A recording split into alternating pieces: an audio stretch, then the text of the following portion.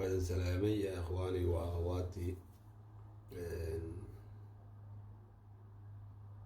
marka dadku ay kulmaan ama dadka kala qowmiyadaha ummadaha ee kala dalalka meel ku kulmaan waxay ku weydiinayaan dalkay ka soo jeedaa ama dalkay ka timid.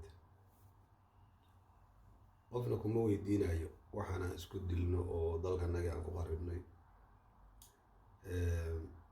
ma qabiil hebel aad tahay ma qabiilkeed ka timid iyo wax yaqaani wax garanaya malahan. waxa aad magac ku leedahay oo sharaf ku leedahay oo dadku ay ku weydiinayaan waa dalkaad ka soo jeedo.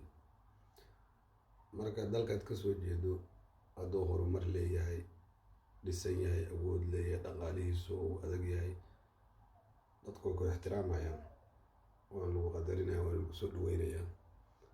laakiin hadduu yahay dal dib u dhacsan oo burbursan, okay, dadku madaxay xoganayaan.